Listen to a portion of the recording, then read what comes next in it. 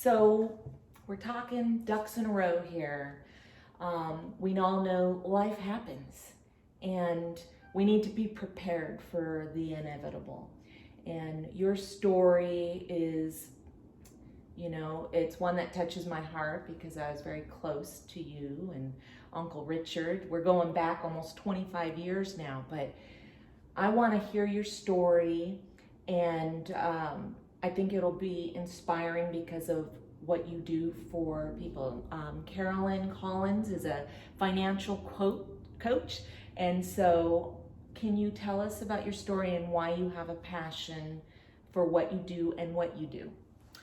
Yes.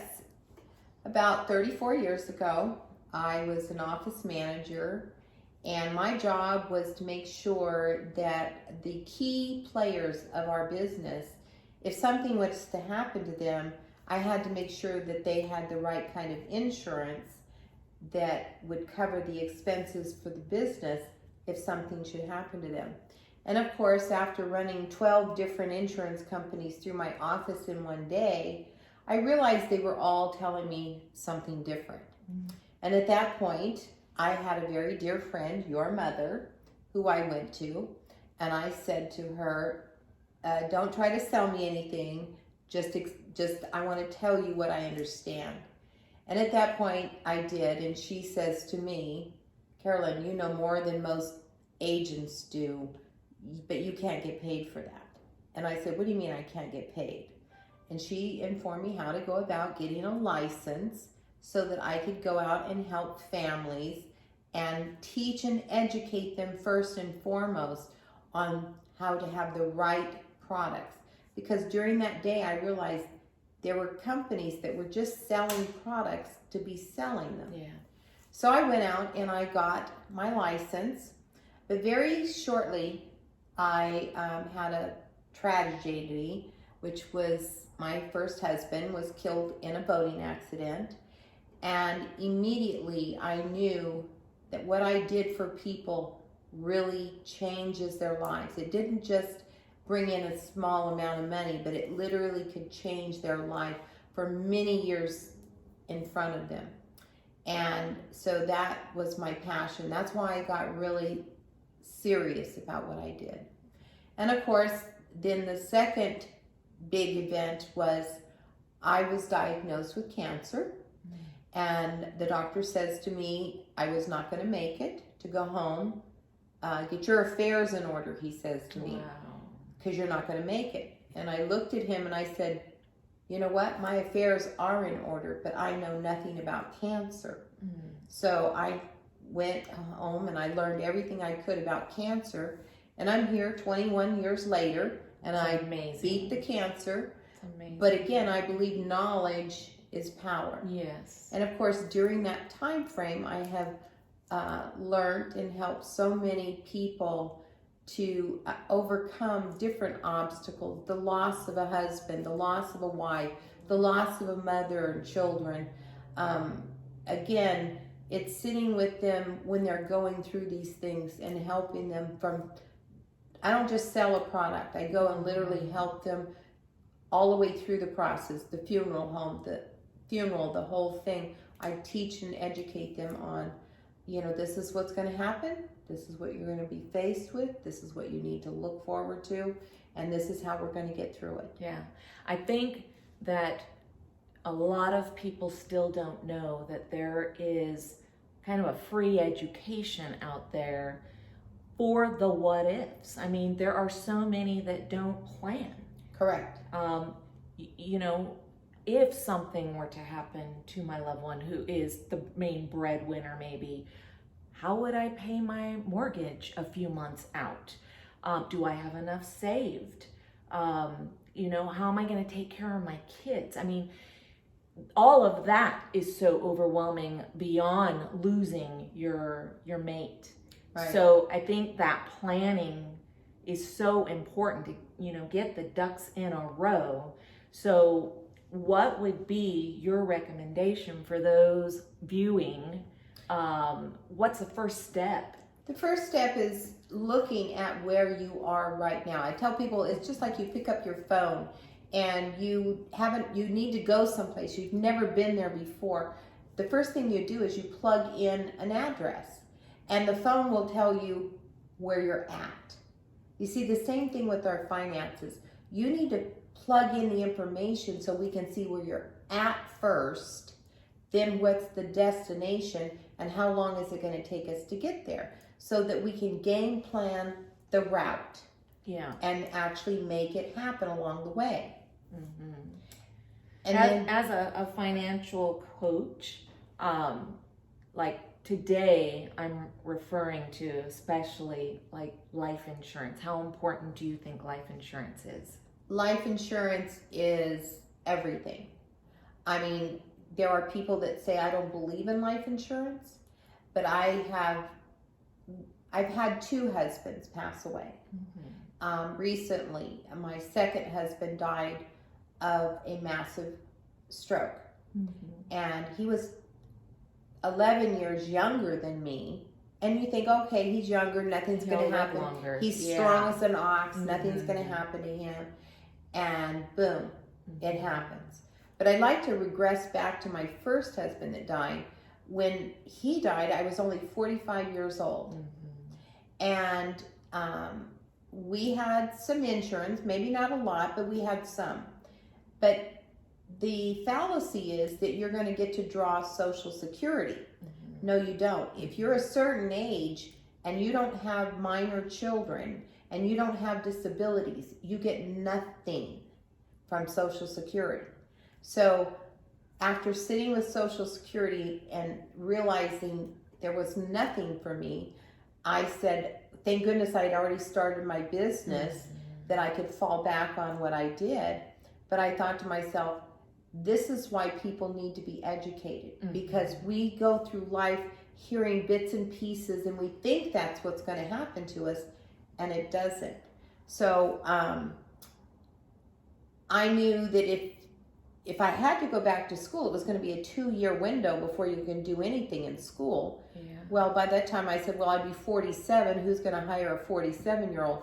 So I said, I put all my ducks in a row, and I basically grew my business. And my business has been growing now for 34 years. It's amazing. And so your first step is to sit down and see exactly where you're at. I tell people you cannot be an ostrich sticking your head in the sand and only pulling it out when you want to see something. You have to literally get your head out of the sand and plan it, and then stick to your game plan. Because if you don't stick to it, you may have some detours. But if you don't stick to it and get back on track, you will never get to your goal. Yeah, it's true. How do you feel about term insurance versus maybe some of the others who commingle investments? What is your thinking on that one? Well, again, term insurance is pure insurance. It has no bells and no whistles. And a lot of people will say, well, I want something that has a savings in it. Well, that's where these other products come into play. The problem is they don't tell them that it will take them 5 years to 10 years before any money, cash builds up in that policy.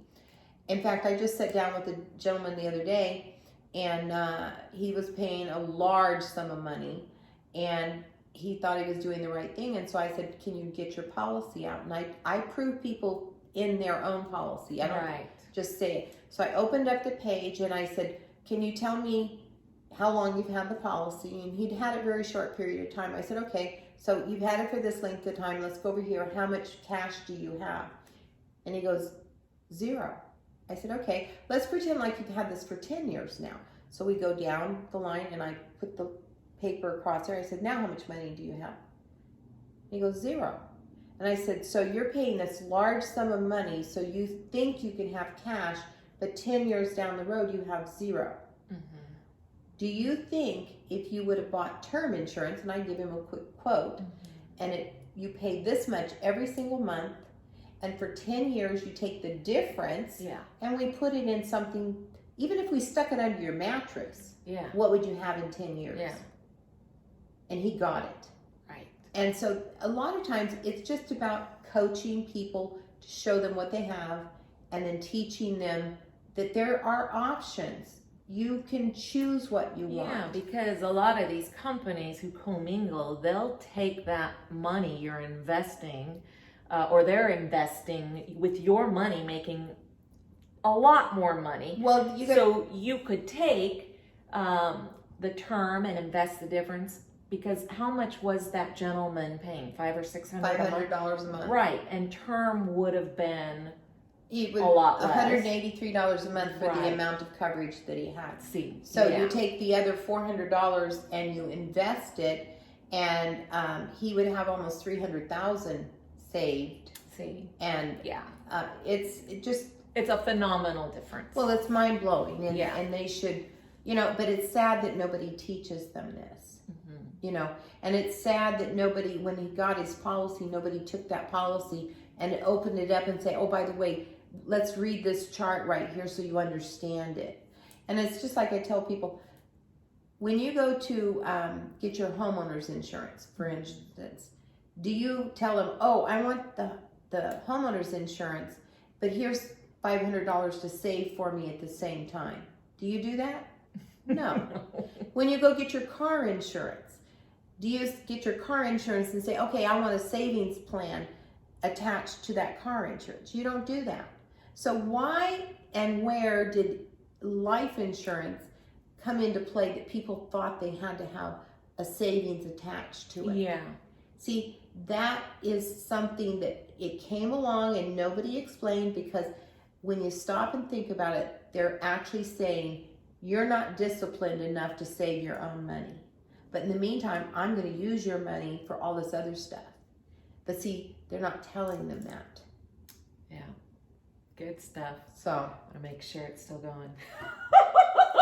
but no, when I sit down with families, this is the kind of stuff that I absolutely love, sitting down and teaching and educating. And I always take in third-party material. I will literally look up news broadcasts like CNN or CBS. You do your research. And I will literally say, listen to what they are saying. It's not me just saying it.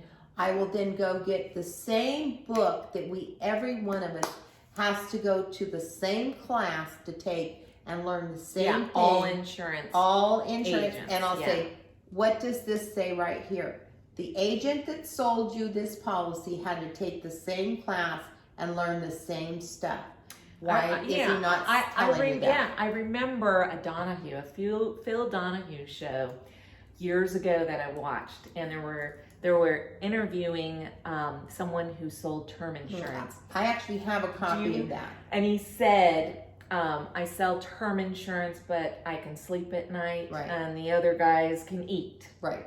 So the commissions are a lot lower for term insurance, but you can sleep because you're doing the right thing. I actually have a report that I got from an insurance. They're a company that they don't sell insurance. What they do is they investigate insurance companies.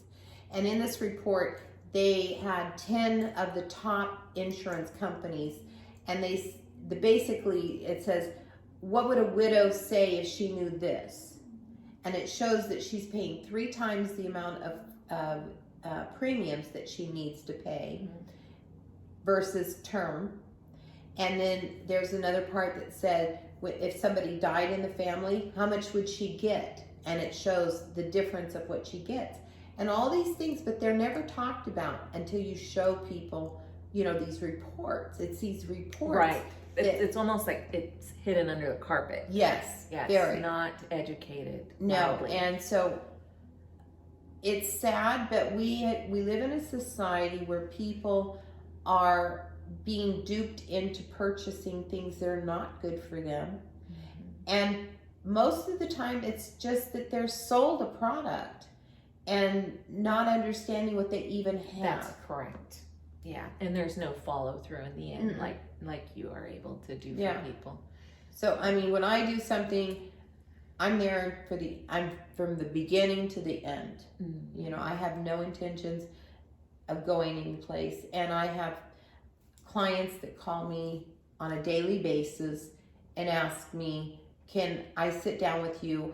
I had a client just today. My children are old enough, they don't have life insurance. I need you to come call them up. Gave me their phone number. I called them up. So Friday night I have an appointment with the young That's lady. awesome. But I mean, people see the difference in the way you educate and you teach, and they're more apt to have referrals for you that way too. That's true.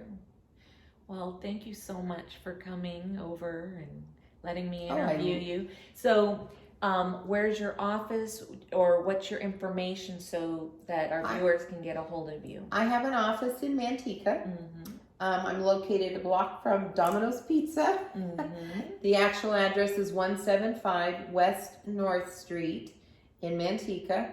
My hours vary because, again, I am across the kitchen table with clients. Yes, you're mobile. Right. You're all over the place. But the like actual me. name of my company is Primerica. Okay, excellent.